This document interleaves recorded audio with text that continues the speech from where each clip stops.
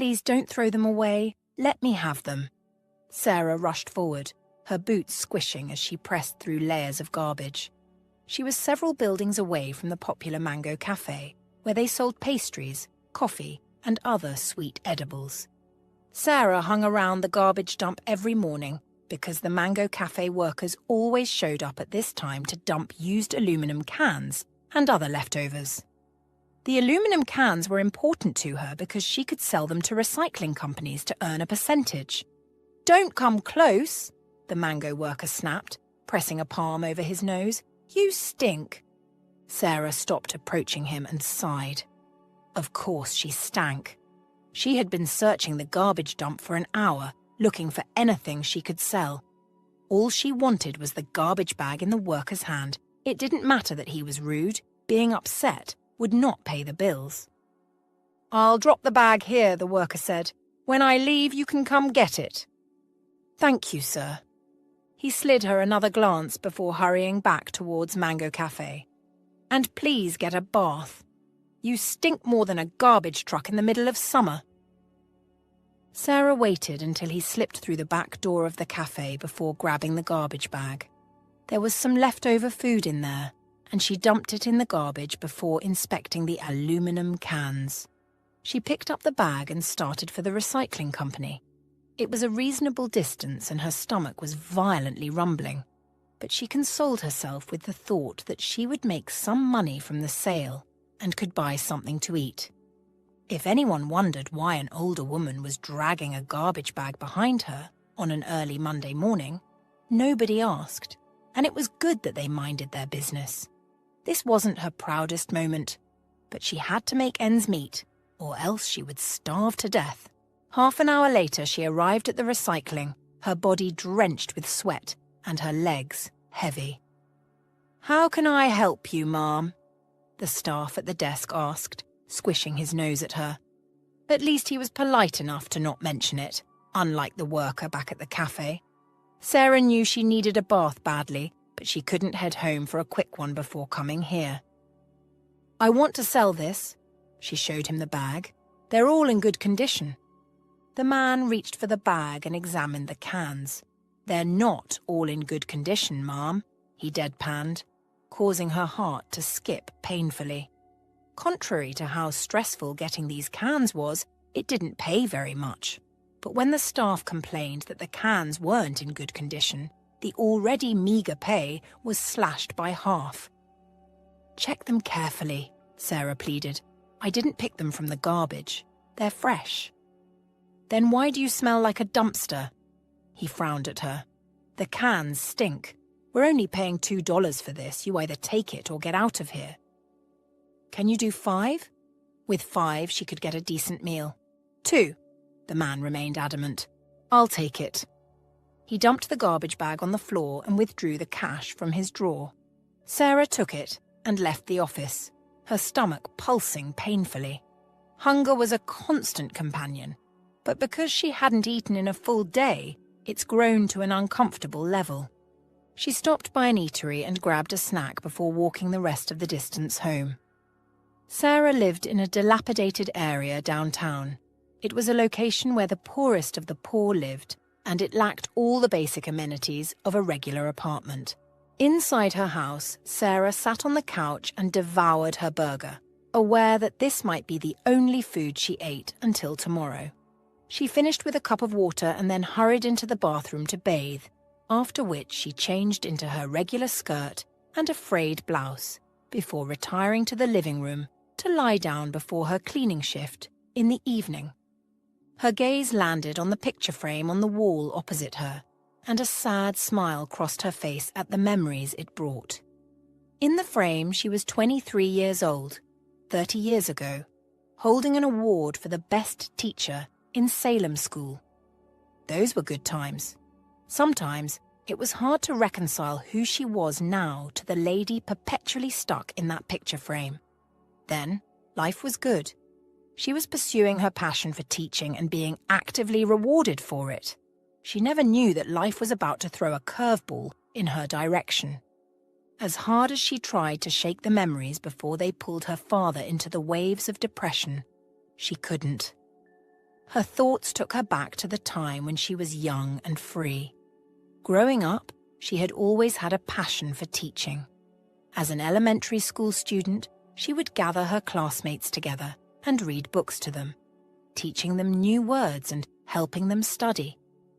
By the time she got into high school, she was the best student in every class she was, and she signed up as a tutor to any student who had problems with lessons. She won several awards for being an excellent tutor, and every person she taught ended up passing the class. She applied to study education in college, and while there, she also left her mark by organising study sessions and helping out the other students.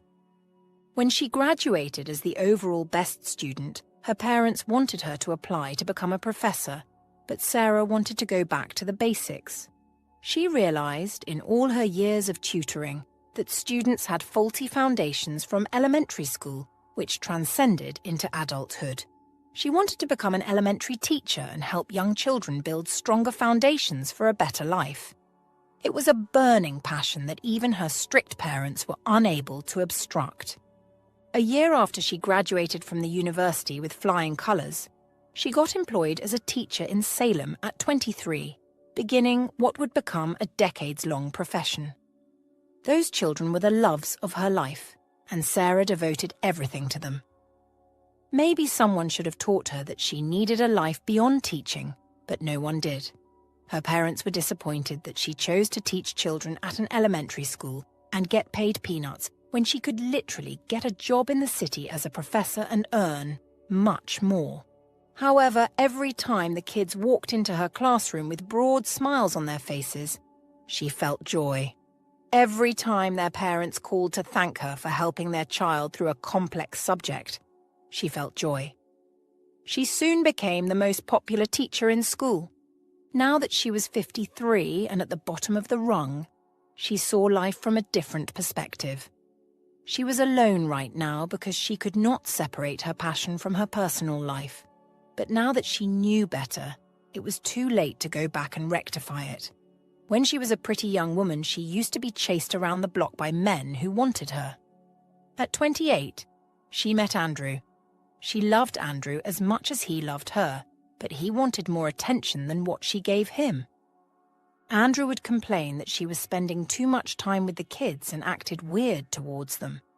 At the time, it was bothersome to explain her passion to him, and they eventually separated because he could not deal with her. Sarah smiled, still staring at the picture on the wall.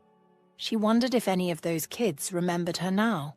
After spending all her life and time helping them grow, did they sometimes think about Mrs. Archer? She doubted any of them would even remember she still existed. Her kids at the time were 6 to 11 years old, which meant they were now adults in their late 30s or early 40s, probably with kids of their own. Sarah laughed as she remembered their cute little faces that brought her so much joy. But as cute and lovely as they were, she had difficult kids too, especially little Joseph, who would always disrupt her class and cause the other children tears. He would steal their lunches and pull on girls' hairs. At 10 years old, Joseph had been suspended multiple times from school. But Sarah took an immediate liking to him. He hated her because he didn't understand why she would love him despite all his troubles.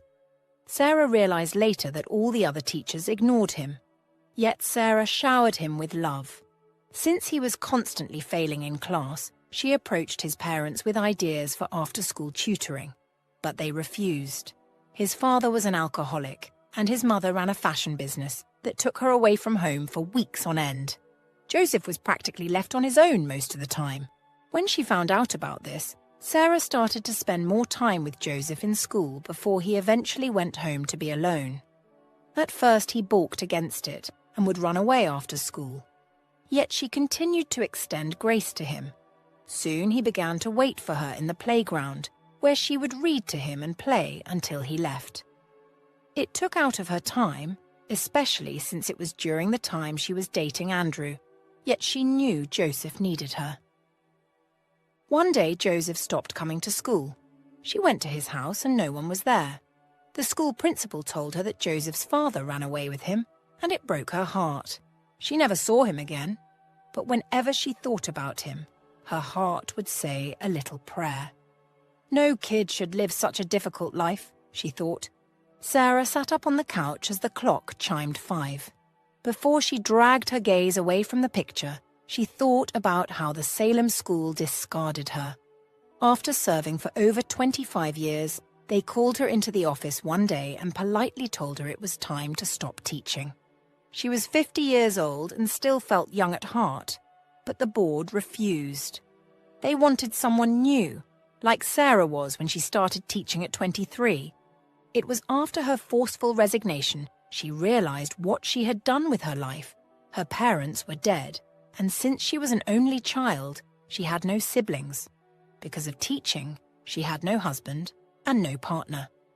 Salem was paying too little to have any savings, so suddenly she hit rock bottom. Scared and heartbroken by the new turn her life was about to take, Sarah moved out of her state and traveled back to her hometown, where no one knew her anymore. It was here she mourned her old life, while regretting that she let it consume her so profoundly that when it was taken away, she had nothing left. Hunger hit, and she took to the street. She, a former teacher and overall best graduate of her time, resorted to cleaning homes and picking out aluminum cans.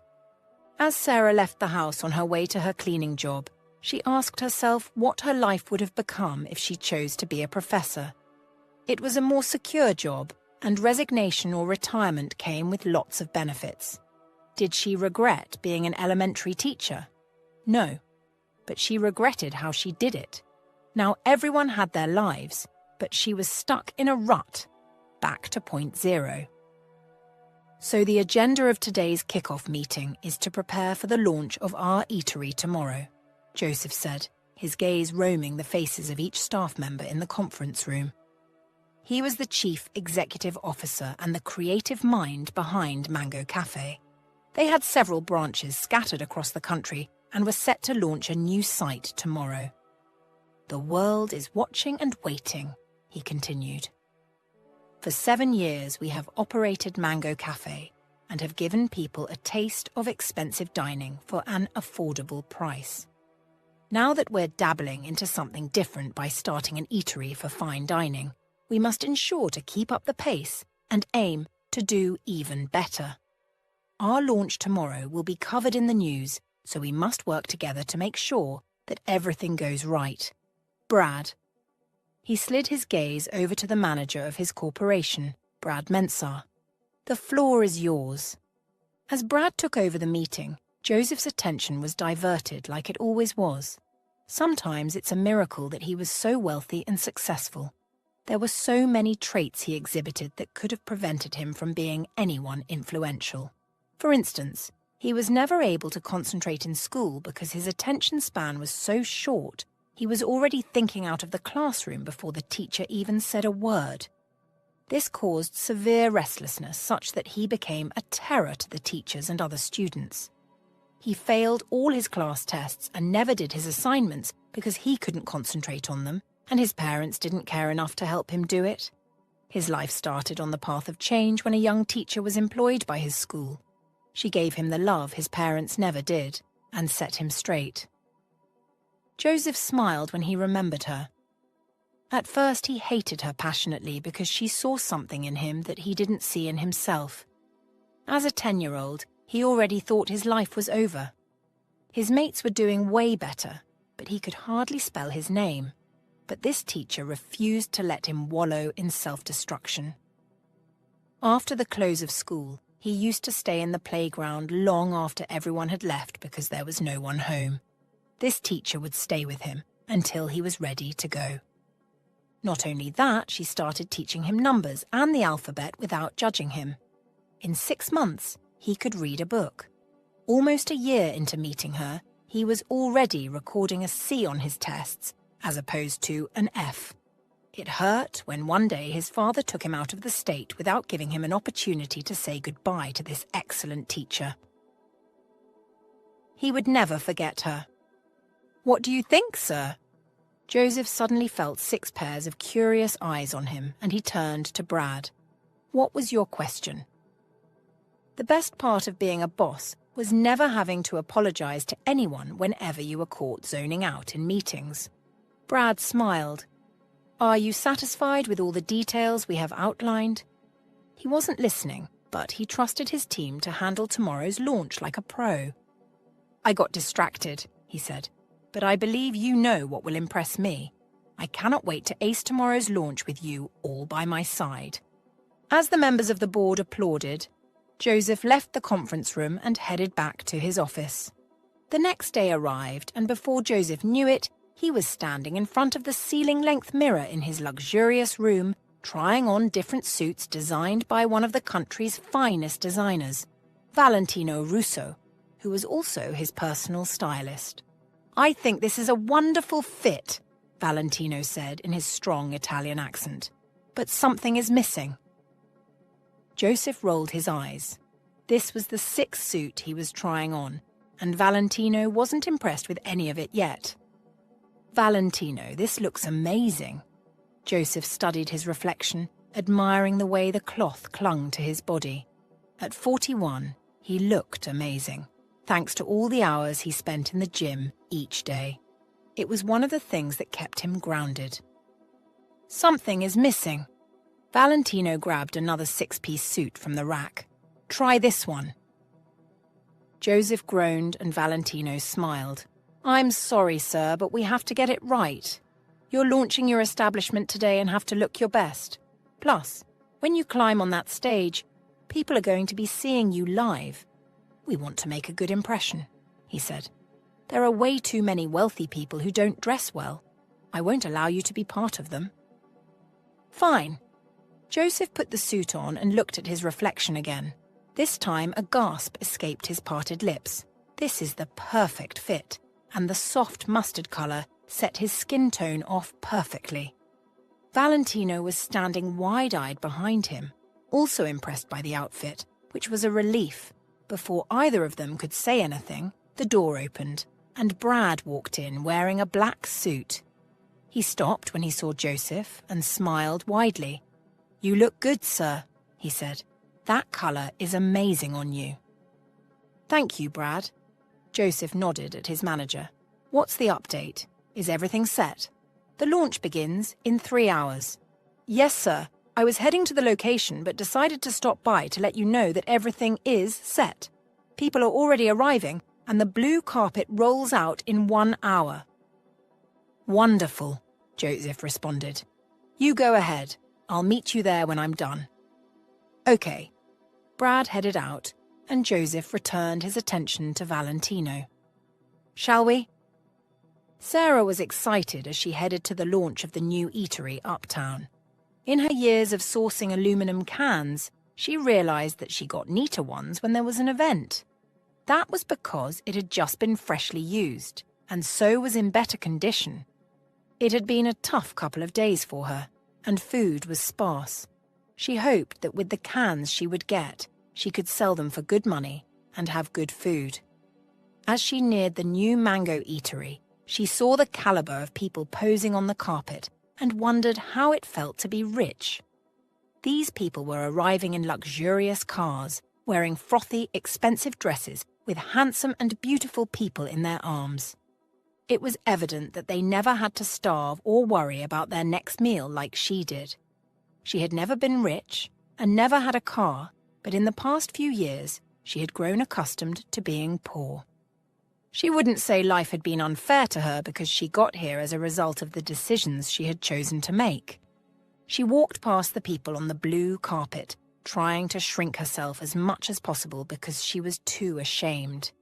She was wearing frayed clothes that had been in her closet for years, and the skirt had obviously been stitched way too many times. Rich people never liked to associate with someone like her. They would always look down their nose and say cruel things, so she tried to avoid them as much as she could. When she was sure that no one was watching, Sarah slipped through the revolving doors and into the restaurant. Here it wasn't as busy as it was outside, but the few people interacting with each other didn't pay her any attention.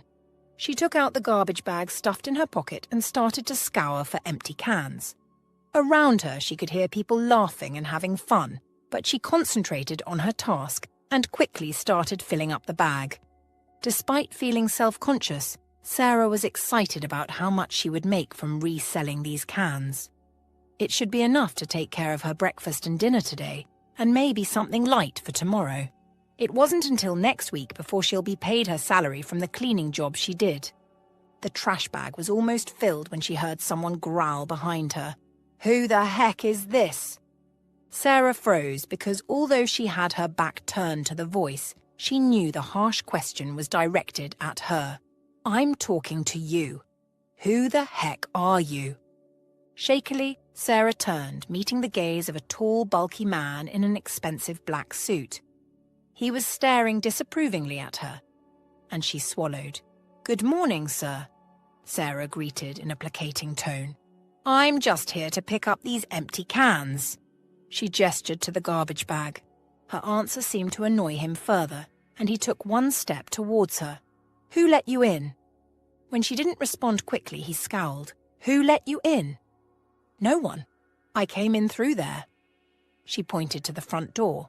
By now she could feel a bunch of judgmental eyes on her, and she wished she could disappear. "You could be arrested for trespassing, do you know that?" "I'm sorry, please," Sarah begged. "I just wanted some of these cans. I'm not here to cause any trouble." "I've told security to watch out for people like you," he growled. "You ruin things. Look at the caliber of people around. They'll feel so uncomfortable with you here. Get out of here. Now." Sarah started to walk towards the front door, dragging the bag along. The man snatched the bag from her. "This doesn't belong to you." "Please." Tears stung her eyes. "I plan to resell them to get money to feed today. You have no use of them. They're empty cans."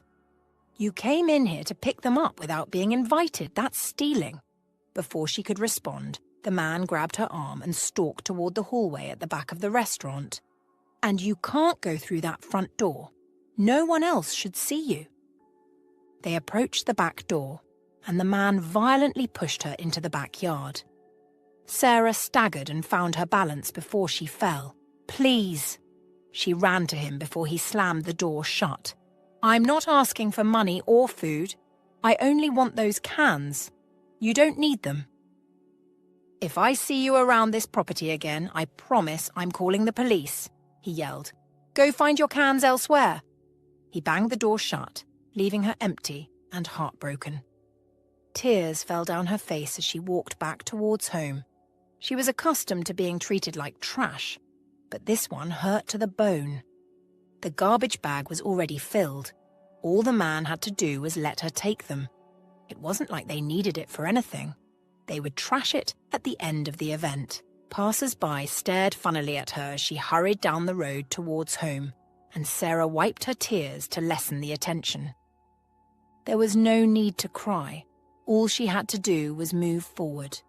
She would probably return later in the evening to check the trash for those cans, but they would no longer be in topmost quality at that time. It didn't matter. She would manage whatever she was given for them. Waiting till evening meant she wouldn't have breakfast, and as she walked, her stomach grumbled with hunger. She started to hum one of her favourite songs to get her mind off it. She would survive, no matter how hard life seemed at the moment. "We did well," Joseph raged. All the dignitaries that attended the opening ceremony were proud and spoke only wonderful things about the food. "Why am I being cancelled on social media?" He pointed furious gazes on his staff. "Can you all stop looking at me and tell me what is going on?" For his mental health, Joseph hardly used social media, so he didn't find out quickly that he was being criticised across all platforms shortly after his launch. He was home popping champagne with friends in celebration of a wonderful opening ceremony when he started receiving calls about a certain video online. Getting through the night was tough, and he was tempted to check the internet and see what the ruckus was about. But he managed not to, choosing to wait until he was at the office to require a valid explanation from his staff. He had put a lot of money and effort into ensuring the launch was successful, and this buzz annoyed him greatly. He noticed the other board members throwing covert glances at Brad, and it incensed him further. Brad? Joseph swiveled his chair in Brad's direction. You're the general manager, he said. You're in charge of everything, down to the minute detail. I need you to get up and tell me what happened. Right now. He also directed a glare at Anna, the young intern who handled the business's social media pages. What are people saying about me? And what's this video they keep talking about? I'm not paying you all to sit on your asses. I need information. When he slammed his fist on the table, Anna flinched and jumped to her feet. I'm just going to play the video, she said in a shaky voice, and Joseph watched her scurry all the way to the head of the conference table, where she connected her computer to the overhead projector. In another moment, a recording began to play. The incident happened inside the eatery, and the first person Joseph saw was Brad yelling at an old lady whose face was obscured by the camera. She was holding a trash bag full, covering in Brad's harsh presence. Anna, give it more volume, please, Joseph ordered, and Anna nodded. She hit a key on her laptop, and he could now hear the voices of Brad and the old lady. I've told security to watch out for people like you, Brad growled at the woman in the video. You ruin things. Look at the caliber of people around. They'll feel so uncomfortable with you here. Get out of here. Now. The elderly woman started to leave, but Brad snatched her garbage bag and yelled, This doesn't belong to you. Joseph's blood boiled as the lady begged, but Brad refused her. To worsen the incident, he grabbed the old lady by her frail arm and threw her out through the back door. The video ended, and the conference room was plunged into an uncomfortable silence as Anna hurried back to her seat. For several minutes after the end of the video, Joseph remained speechless.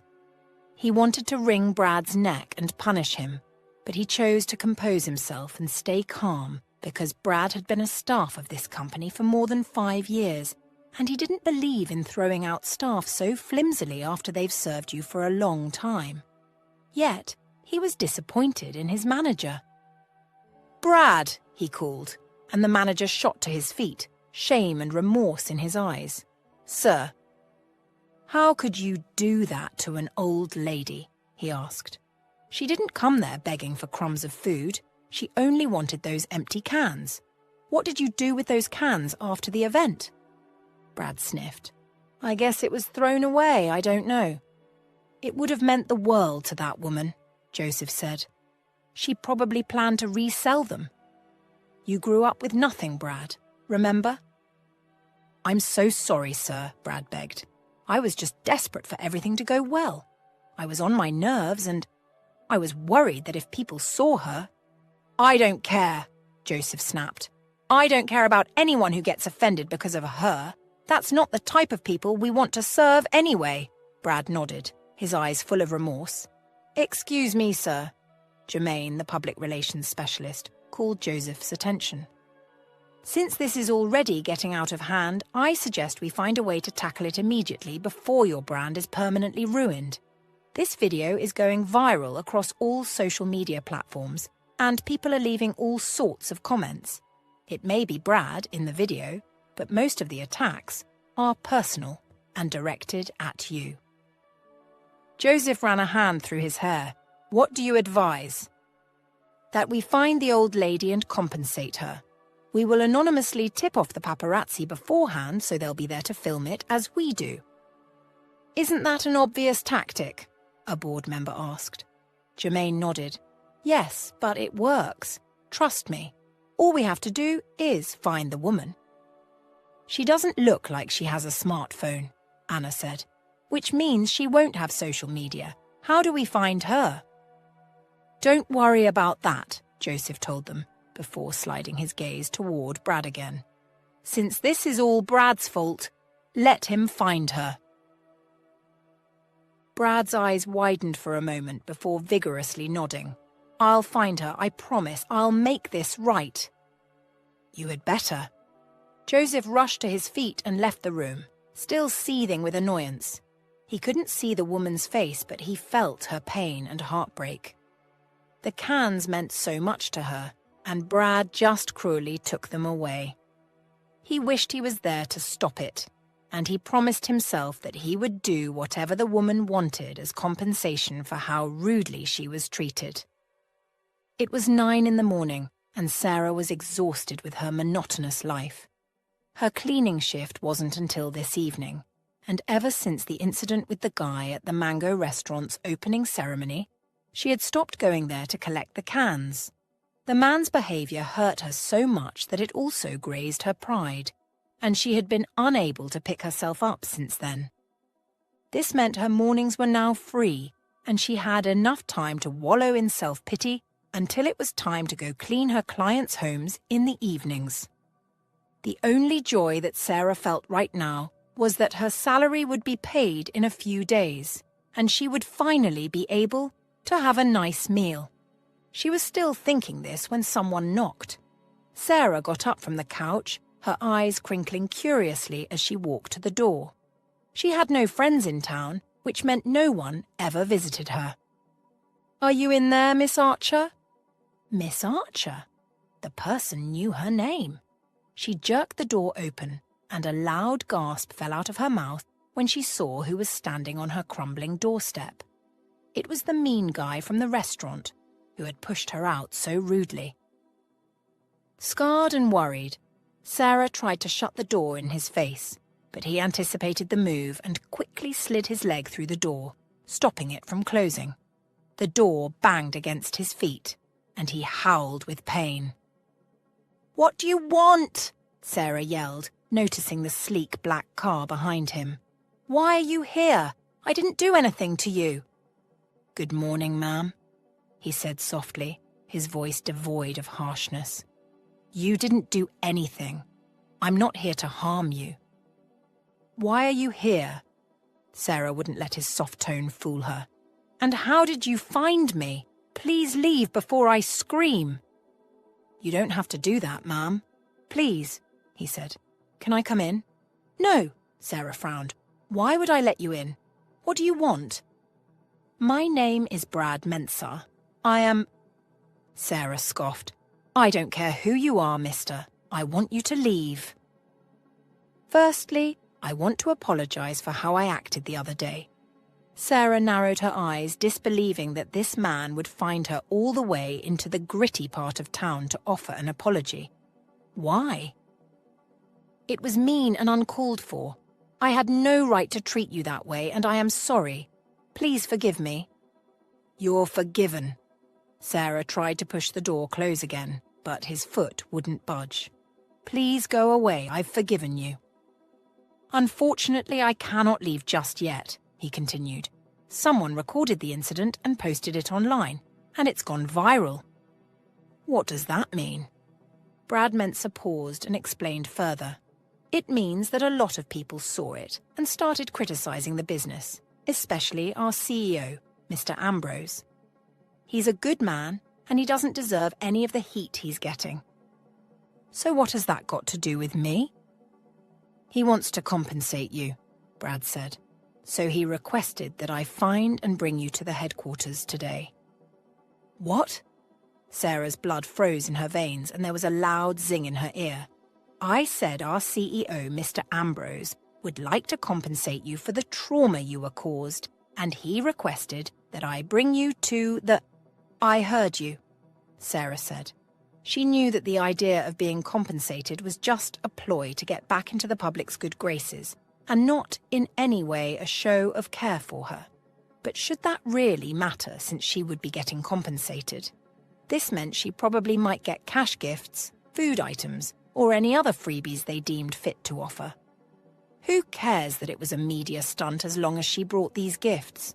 She wasn't in any position to be prideful and picky right now.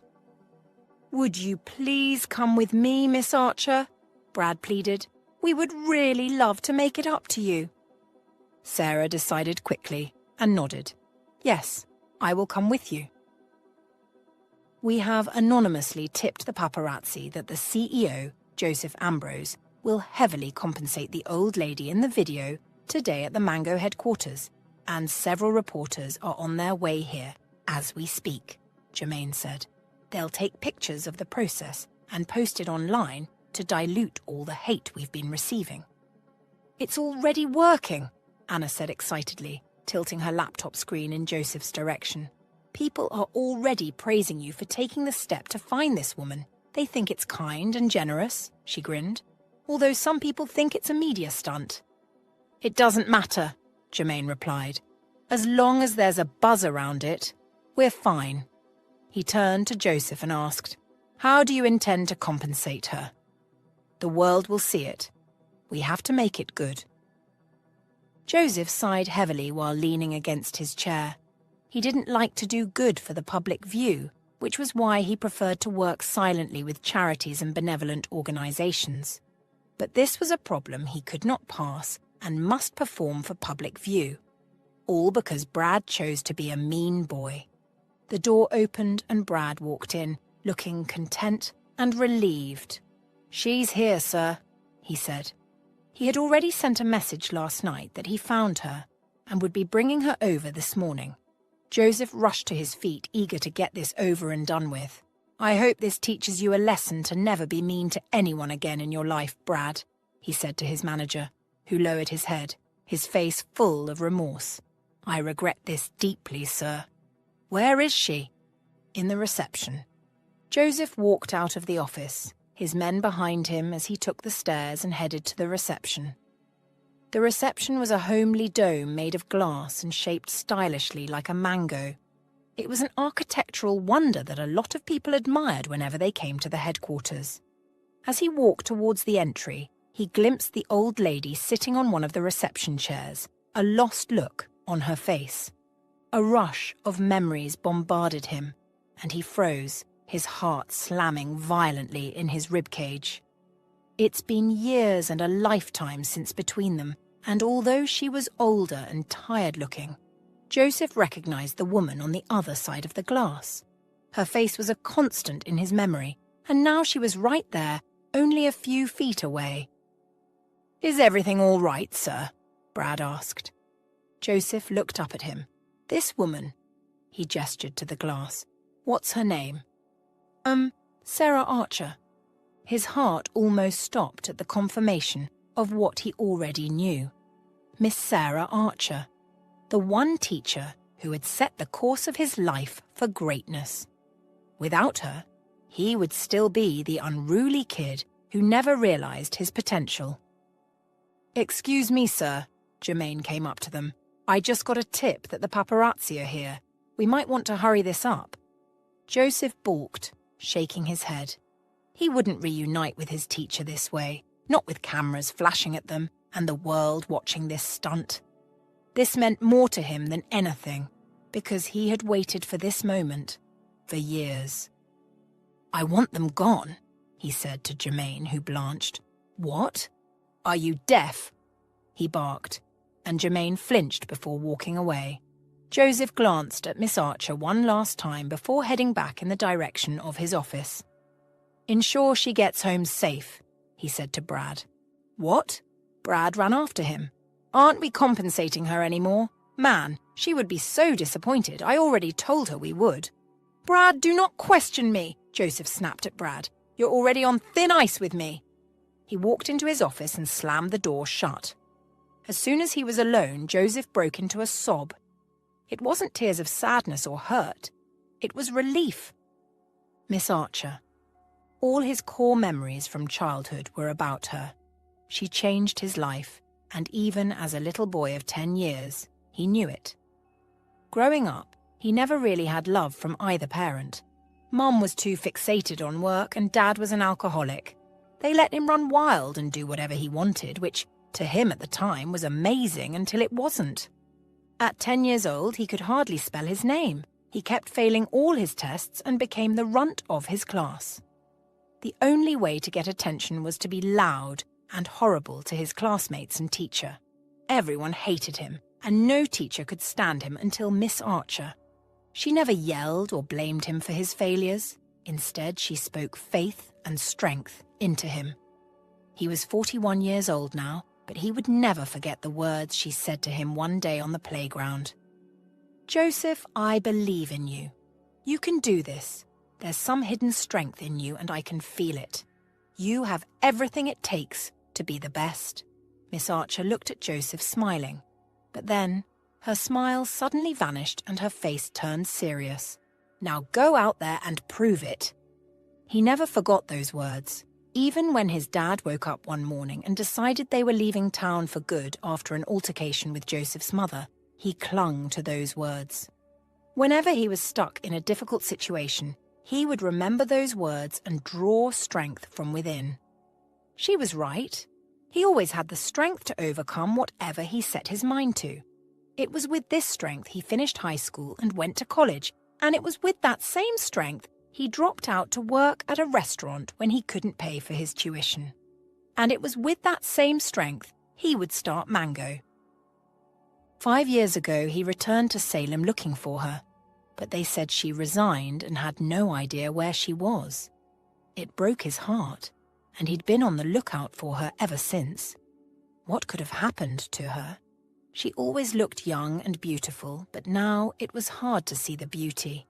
Yes, she was now advanced in age, but that didn't explain the stress on her face. He could see hardship, and he hated it. Compensation wouldn't cut it, especially not in front of the cameras. He owed his comfortable life and success to her, and he would ensure she got the best of him. She would never have to pick aluminum cans off the floor ever again. Sarah woke up the following day feeling more than a little depressed. Yesterday started really well, but then it went downhill really quickly. The lying, cheating Brad Menser promised her compensation at the headquarters, and she had gone there with high hopes thinking she would get something for her trouble. Only for her to be driven back home without a single penny. At least Brad had the grace to look embarrassed as he gave her a stale story about the CEO having to run an errand quickly. It confused her, because why did he have to lie about what happened? He didn't even have to bother coming all the way to apologize when he would back it up with a blatant lie. There was a soft knock at the door, and Sarah frowned. At first, she thought it was her imagination, but then she heard it again. "I swear, if it's Brad, I will knock him out," she snarled, yanking the door open with a frown on her face. However, the person at the door wasn't Brad. She didn't know who he was, but there was a distinguished air about him that calmed her.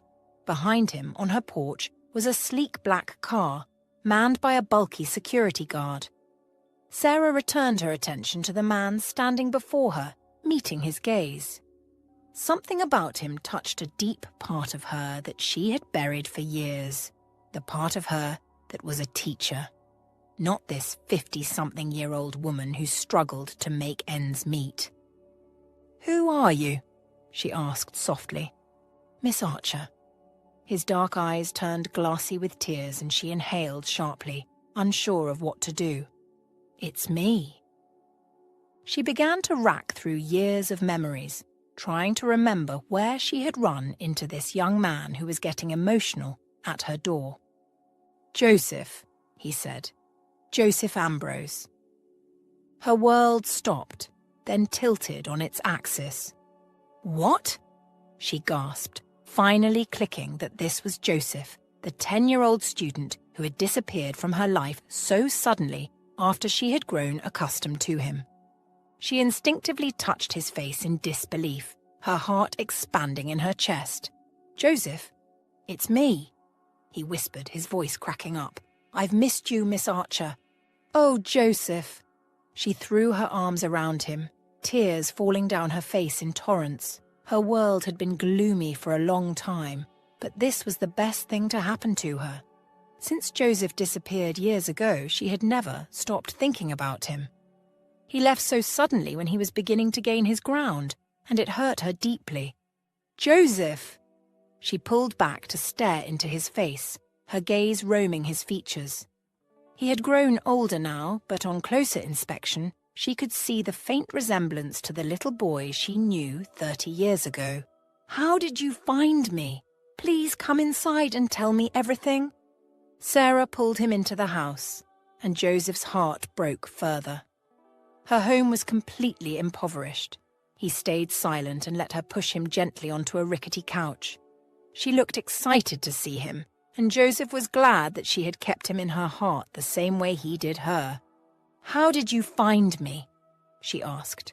"How did you know it was me?" He could see the questions rattling in her head, and he was prepared to calmly answer them because he had some of his. Like how she went from being a respected teacher to this. "It was purely coincidental," Joseph told her. "My manager was rude to you on the day of my restaurant launch, and the video went viral." Sarah's eyes widened.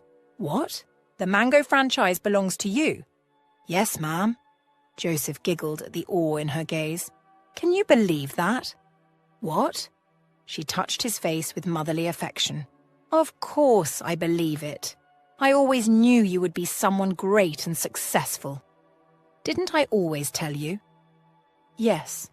He nodded, remembering all those beautiful words she spoke into his life. "I saw you yesterday," he continued, "at the headquarters, but the paparazzi were present, and I didn't want to turn our reunion into a public spectacle."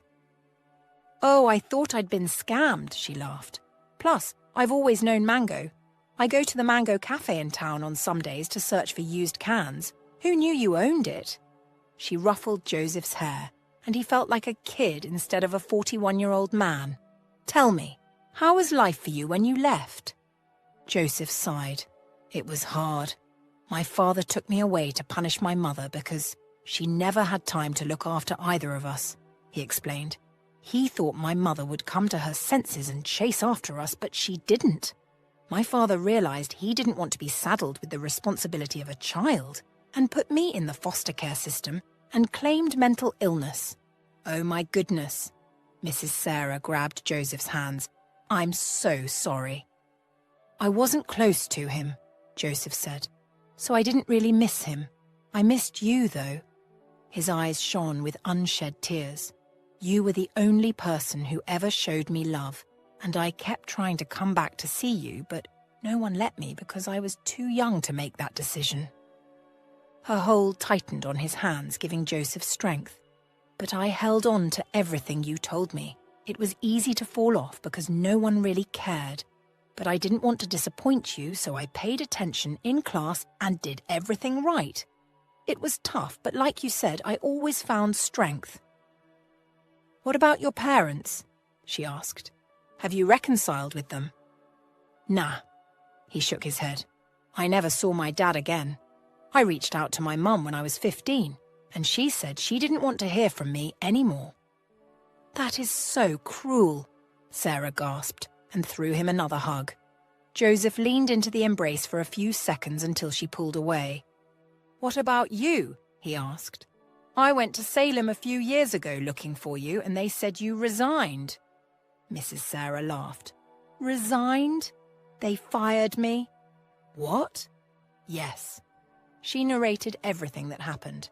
"I was 50 years old and had nothing. I gave all my life to teaching, and it felt like everything I did was a waste. Although I don't regret it." She smiled. "I wish I poured more into myself." Joseph returned her smile. "Listen, I know nothing I ever do will make up for all the time that's lost, but it's been 40 years in my life, and no one ever did more for me than you. You set my course, Miss Archer, and everything I am today, I owe it to you." Tears fell down her face, but Joseph continued, feeling close to tears himself. "It's been 30 years, but it feels like yesterday. I love you, Miss Archer, for being the best teacher. For children like me, who have no one and who have looked down on themselves because they have nobody to uplift them, they all need someone like you. I'm glad I encountered you, or I'd have been in the street like my father." She broke into a sob, and Joseph held her for a long time as they cried together. He had always envisioned what their meeting would be like, and the reality was way better than any imagination. Slowly he pulled away. He took a deep breath and looked at Sarah with his big brown eyes. "Your days of picking up used cans are over, Miss Archer. You changed my life, and so I will do everything in my power to change yours." Joseph stood up and smiled at Sarah. She was confused. A few moments later, Joseph was holding her hand and leading her to the car. "Where are we going?" Sarah asked, smiling at Joseph. "You've been tight-lipped about this." "And I'm going to remain tight-lipped until we're there," he replied. "You're not going to ruin the surprise." "Oh, Joseph, you're scaring me," she groaned good-naturedly and slumped in the passenger seat. As much as he wanted to keep a straight face, Joseph couldn't. He was excited for what he was about to do, and he knew Miss Archer would be, too. They were in the highbrow part of town, where the wealthy citizens lived. His home was just around the corner, but he wasn't going that way. He had somewhere else in mind. A comfortable silence ensued between them for a moment, until Joseph pulled the vehicle in front of a compact house and switched off the engine. "What a beautiful house," Sarah said, looking out the window. "Is this your house?" Joseph didn't say anything. He only smiled. "Come on." He hopped down the car and helped her with the door. There was a frown on her face as they walked down the beautiful flower path to the front door. Her frown deepened when he withdrew a bunch of keys from his pocket and unlocked the front door. "Young man, if you don't tell me what is going on, I will—" Joseph laughed heartily and heralded her into the house before giving her the keys. "It's your house." "What?" Her mouth fell open. "What do you mean?" "It's your house, paid in full. For you." "No!" She shook her head. "No." "Yes." Joseph nodded, his smile wide. "You're now officially a homeowner. You can move out from that old apartment." Sarah gasped and ran into the house, laughter bubbling from her lips. Joseph walked behind her as she admired everything in the house while giggling all the way from the living room into the kitchen.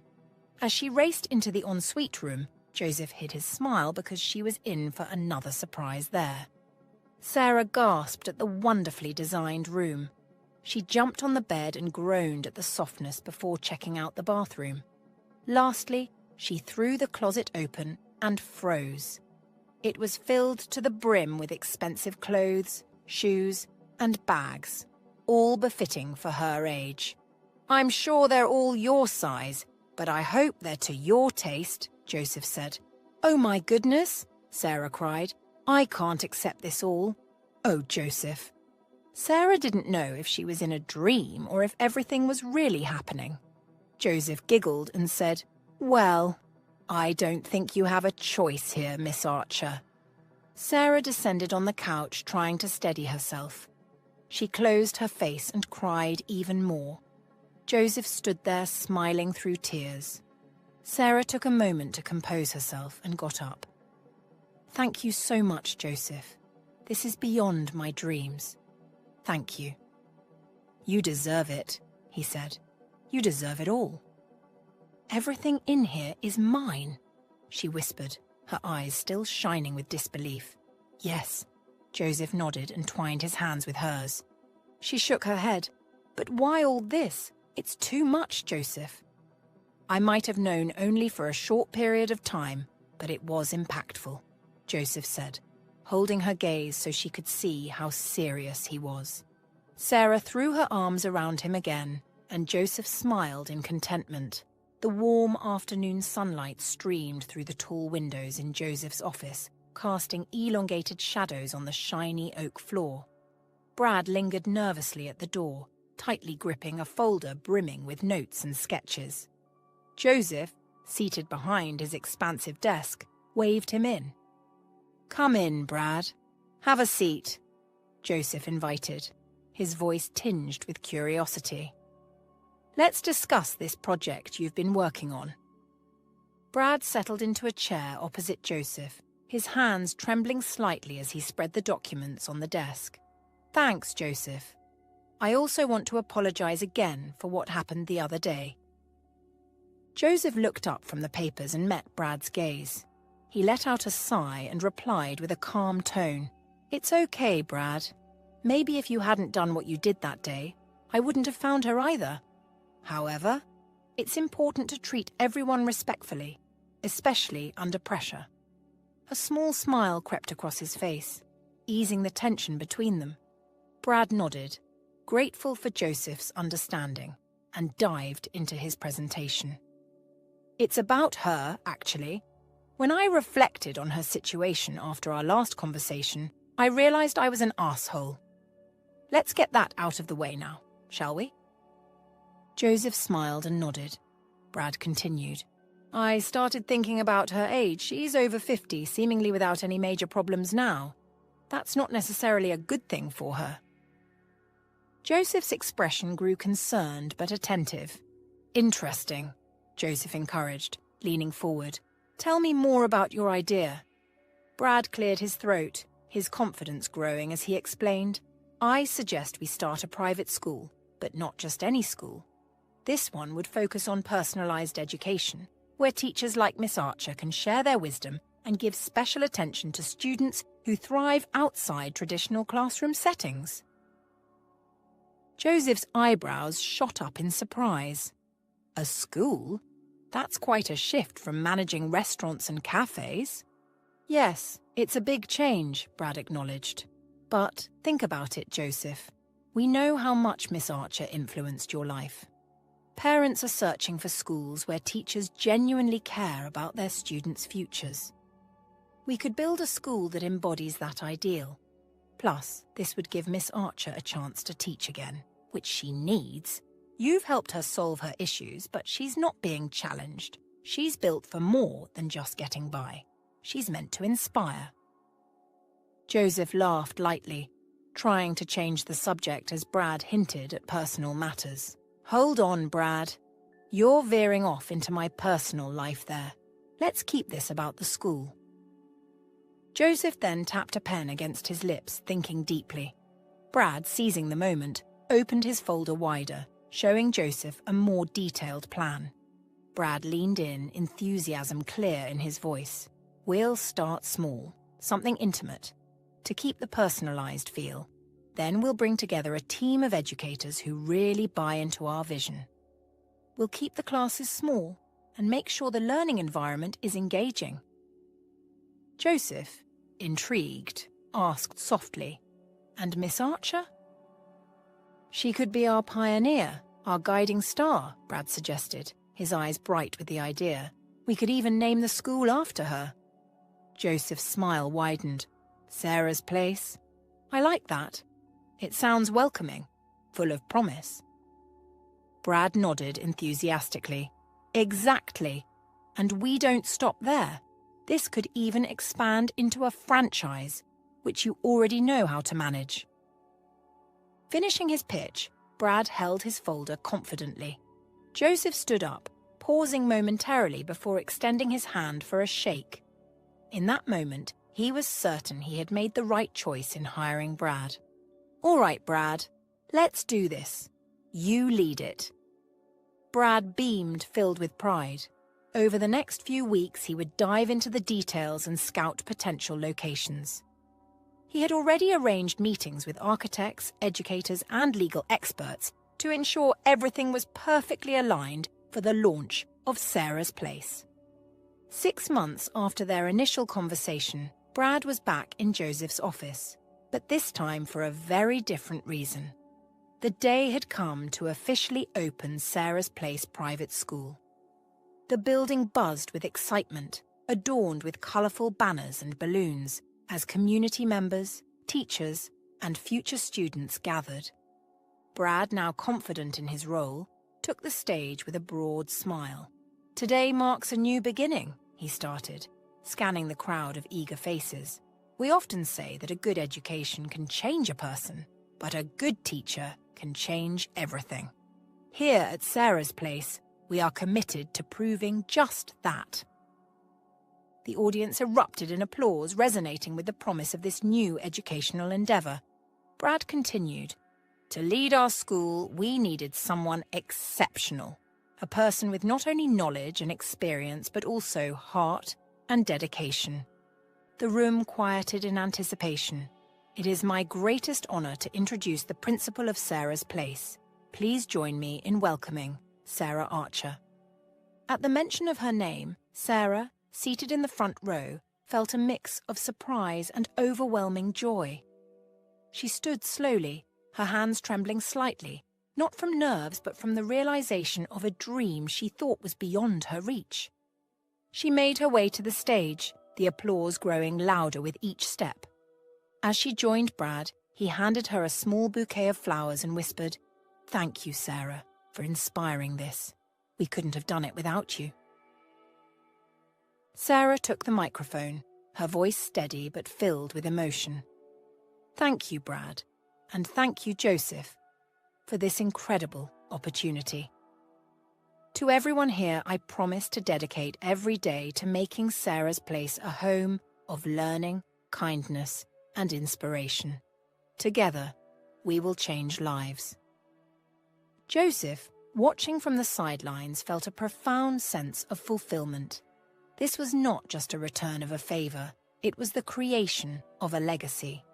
As the crowd cheered for Sarah, Joseph realized that finally his life had meaning beyond his business successes. The ceremony concluded with tours of the school, laughter, and conversations filled with hope and aspirations.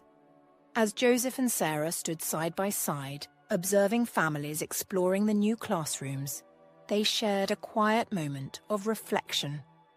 The buzz of excited voices discussing the future echoed around them, but in their shared silence there was a profound understanding. Words were unnecessary, their mutual smiles conveyed it all. They had come full circle. In that moment, both felt a deep sense of accomplishment and peace, knowing they had not only changed each other's lives, but were now set to change the lives of many others. 6 months after the grand opening of Sarah's Place, the school had become a vibrant hub of learning and community engagement. Sarah, with every passing day, seemed to rejuvenate, her passion for teaching rekindled by the bright-eyed students who hung on her every word. It was as if she had stepped back in time to her early teaching days, filled with vigor and purpose. Each weekend, Joseph made it a point to visit Sarah. Over cups of coffee in her cozy living room, adorned with student artwork and educational books, he listened intently to her stories from the past week. Sarah spoke with an infectious enthusiasm about her students' progress, their small victories in learning, and the innovative teaching methods she was implementing. "What a joy it was, Joseph, to see them finally grasp fractions," Sarah would exclaim, or, "Emily wrote her first poem, and it was about her cat. Can you believe it?" Joseph found himself engrossed in these tales, his admiration for Sarah growing with each visit. This ritual slowly wove a deep, familial bond between them. Joseph began to see Sarah not just as a mentor or a colleague, but as a maternal figure in his life, a source of wisdom and warmth. Sarah, too, felt a maternal affection toward Joseph, proud of the man who had helped her change her life and treated her with such respect and care. One peaceful Sunday, as they sat watching the autumn leaves flutter down in the gentle breeze outside her window, Sarah turned to Joseph and said softly, "You know, Joseph, this school, it's more than just a job for me. It's given me a new lease on life." Joseph smiled, taking her hand in his. "And for me, it's given me a family. I can't thank you enough for everything, Sarah." They both looked out the window, comfortable in their silence, feeling the peace that had settled over their lives. In the years to come, their bond would remain steadfast, a testament to the power and the enduring spirit of true companionship.